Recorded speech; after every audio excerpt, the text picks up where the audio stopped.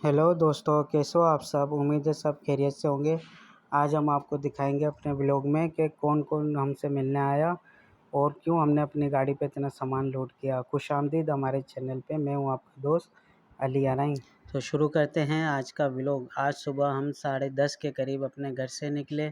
रास्ते से होते हुए, जैसा कि हम रोज़ रस्म निभाते हैं भाई की दुकान पे जाने की, तो आज भी हम भाई की दुकान पे गए।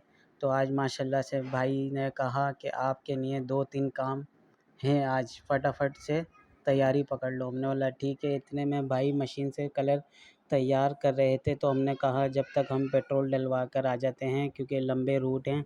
तो हमने अपनी गाड़ी में कितना पेट्रोल डलवाया आप मीटर पे देख के बताइएगा। और यहाँ से हम अपनी गाड़ी में पेट्रोल डलवा के निकल गए वापसी भाई की दुकान की तरफ।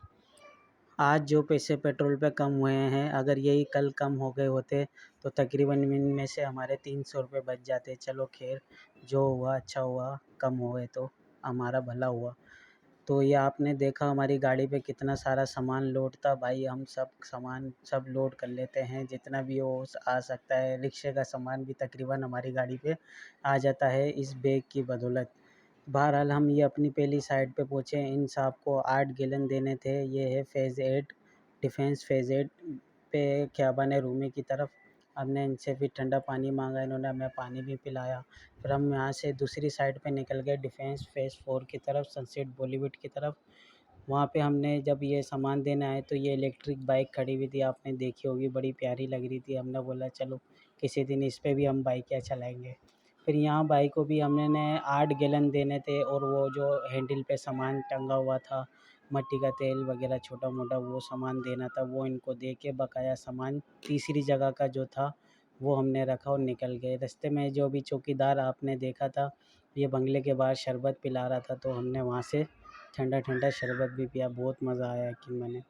उसके बाद जब हम रास्ते से निकले तो ये सिविक सेंटर क्रॉस करके बैतुल मुकर्रम मस्जिद के सामने जो रेड लाइन मंसूबा बन रहा है बस का, जो तकरीबन कोई 7-8 साल से बन ही रहा है। अल्लाह करे इंशाअल्लाह क़यामत आने से पहले मुकम्मल हो जाए। हमारी दुआ तो यही है। वरना जो शहीद भुट्टो, क्या नाम है, शहीद जुल्फ़िकार अली भुट्टो एक्सप्रेसवे जो 39 किलोमीटर का है करीमाबाद से हाईवे तलक, वो 2 साल में बन गया, तो ये 7 साल में हाईवे, ये रोड क्यों नहीं बन रहा। ये देखें, यहाँ तक सफूरा से लेके नुमाइश तक जा रहा है। इतना बड़ा रोड, ये भी तकरीबन 40 किलोमीटर का है। शहीद भुट्टो रोड जो एक्सप्रेसवे बनाया है वो भी 39 किलोमीटर का है। जब वो 2 साल में बन गया तो ये रेड लाइन मंसूबा क्यों नहीं बन रहा। मैं बताऊँ क्यों नहीं बन रहा, क्योंकि वो जो शहीद भुट्टो एक्सप्रेसवे बना है ना, वो अमीरों के लिए बना है। वहाँ से सिर्फ कारें और बड़े लोगों के डाले शाले जो डायरेक्ट कराची आएंगे, डिफेंस आएंगे, डिफेंस से वापस बाहर कराची जाएंगे, उन लोगों के लिए बना है। और ये जो रेड लाइन मंसूबा 7 साल 8 साल से पेंडिंग में पड़ा हुआ है, ये अभी तक इसलिए मुकम्मल नहीं हो रहा है क्योंकि ये गरीबों के लिए बन रहा है, आम आवाम के लिए बन रहा है भाई। यहाँ पैसों वालों के लिए पहले काम होता है, बाद में गरीबों का सोचा जाता है। बहरहाल हमने अपनी तीसरी पार्टी को भी माल दिया। उनकी दुकान बंद हो गई थी, हम थोड़ा लेट पहुँचे थे। हमने उनको, रिक्शा वाले को सामान वगैरह दे के वापसी अपने क्रॉसिंग आ गए। यहाँ आए तो ये भाई बड़ा खुश हो रहे थे। हमने पूछा क्या हुआ, तो उन्होंने बड़े हंसते हंसते बताया कि हमारा आईफोन चोरी हो गया। लालू खेत में कोई रिक्शे वाले हैं, वो बिठा लेते हैं बीच में, और फिर बिठाने के बाद ना बहाने से इनकी जेब से मोबाइल निकाल के बोलते हैं ब्रेक फेल हो गया, ये हो गया, वो हो गया, थोड़ा सा रिक्शे से उतरो। जैसे ही बंदा रिक्शे से उतरता है तो वो भगा जाते हैं गाड़ी, अपना रिक्शा। और फिर जब सवारी को पता चलता है, जब तक उनका रिक्शा गायब हो जाता है। तो ये भाई साहब अपने गांव से आ रहे थे, तो इनके साथ हेरा फेरी हो गई। इनके आईफोन इन्होंने बड़ी मेहनत से लिया था। बहरहाल उनसे फिर हमने अपनी चौथी जगह का सामान लिया, जो थी फैल्कन सोसाइटी बलोच पुल के पास। यहाँ हमारे एक खालिद नाम के चाचा होते हैं ये बंगले में, वो बड़े प्यारे हैं यार, बहुत ख्याल करते हैं हमारा भी। हर दफ़ा मकसद किराया वगैरह में किसी चीज़ में कमी नहीं करते। और हमने बोला चलो आपको आज फैल्कन सोसाइटी भी अंदर से घुमाई जाए। देखें कितने शानदार घर बने हुए हैं और कितना सुकून है यहाँ पे। ऐसा लगता है यहाँ आके कि ना हम अलग ही दुनिया में आ गए। केरासिन के कोरंगी वगैरह की हालत देखो, यहाँ की हालत देखो भाई। क्या क्या ज़िंदगी, बिल्कुल ऐसा लगता है पलट गई हो सिक्के के 2 रुख। दिखाने का मकसद यही है कि अल्लाह जो मेहनत करता है अल्लाह पाक उसको लाज़मी अता करता है। इतने में हम वापस क्रासिंग आ गए थे और ये चाचू की गाड़ी ख़राब हो गई थी। हमने इनको यहाँ इनकी गाड़ी तक छोड़ा। फिर हमें एक और सवारी मिली, उसको हमने पीएफ बेस छोड़ा। इब्राहिम हैदरी वाले। फिर वापसी क्रॉसिंग आए तो इतने में हमारा दोस्त आ गया था। आइए आपको मिलते हैं। इन भाई साहब को देख लें, इनको ना बुलाना पड़ा है, जब आ रहे हैं हमारे पास। 1 महीने से हम इनको बुला रहे हैं, ये आज इनको टाइम मिला हमारे पास आने का। ऐसे बेवफा आदमी हो गए हैं, इनको पहचान लें, जहाँ भी मिले ना इनसे कोई दोस्त यारी नहीं बनाइएगा भाई। ये भाई साहब इतने टाइम बाद आए और एक खाली चाय का कप पी रहे हैं। हमने उनको बोला कुछ खा लो, नखरे नखरे दिखा रहे हैं। अभी बच्चे देखते हैं हमारे व्लॉग, वरना हम ऐसी ऐसी बताए ना इनको, ऐसी ऐसी बताए ना, यकीन मानो ये सब कुछ करके जाए अभी तक। भाई ये जा रहे हैं, काफ़ी टाइम बाद आए थे। अल्लाह हाफिज़ करते हैं इनको। अब कब आओगे?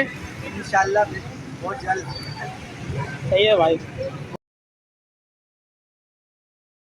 सही है, जल्दी आ जाना भाई, चक्कर लगाते रहा करो यार, आपकी मेहरबानी होगी। दोस्त को अलविदा करके हम वापस स्टॉप पे आ गए। अभी हमने जिस दोस्त से आपको मिलाया, ये हमारा बहुत पुराना दोस्त है। 1 मिनट बताते हैं। जब तक ये स्टॉप पे कोई लांझा चल रहा था, किसी के आने जाने वालों का लड़ाई हो गया था। तो यहाँ तो ऐसी चीज़ें होती रहती हैं, छोटी छोटी बातों पे लोग लड़ते रहते हैं, बर्दाश्त नहीं करते भाई एक दूसरे की ज़रा सी भी। और ये अमन टावर में नई दुकान खुली है, कल इधर बड़ी रौनक हो रही थी। इन्होंने एको साउंड वगैरह भी लगवाया हुआ था, पापा $1 शॉप के नाम से। अगर आप में से कोई किसी ने अभी तक विज़िट नहीं किए तो जल्द से जल्द कर लें, ताकि वो इस ऑफ़र से फ़ायदा उठा सकें। पता नहीं ये कब तक ऑफ़र चलाएँगे, क्योंकि ज़्यादा टाइम यहाँ कोई ऑफ़रें चलती नहीं है, जल्दी बंद हो जाती है कराची में। फिर हम इतने में अपनी सवारी का वेट करते रहे, लेकिन सवारी जैसे ही रात हुई, अंधेरा हुआ, सवारी भी गायब हो गई। जैसे गाय के उसको बोलते हैं ना, गधे के सर से सींग गायब हो जाते हैं, ऐसे सवारी भी गायब हो गई, नज़र ही नहीं आ रही। हालांकि ना बसें चल रही थी ना कुछ था, लेकिन फिर भी सवारी का अता पता नहीं था। इतने में फिर 12-11 बजने का कोई टाइम हो गया था। हमने घर की तरफ रवानगी पकड़ी, रास्ते से कुछ सब्ज़ी वगैरह लेनी थी वो ली, और फिर हम अपने घर की तरफ रवाना हो गए। आज का व्लॉग यहीं तक था। इंशाल्लाह कल एक और व्लॉग में मिलेंगे। और आपको कैसा लगा, कौन सा वाक़या आपको ज़्यादा अच्छा लगा, कमेंट्स में ज़रूर बताइएगा। और चैनल को लाइक शेयर सब्सक्राइब ज़रूर कर दिएगा। शुक्रिया।